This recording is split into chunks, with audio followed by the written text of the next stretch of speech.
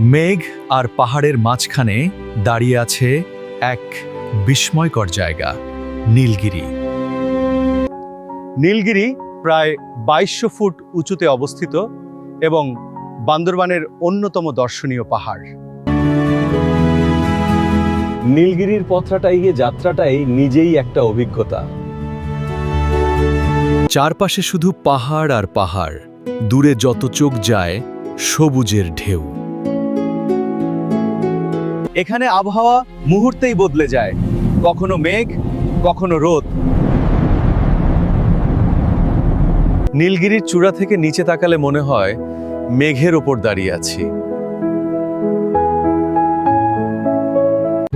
শীত আর শরৎকাল নীলগিরি দেখার জন্য সবচেয়ে ভালো সময়।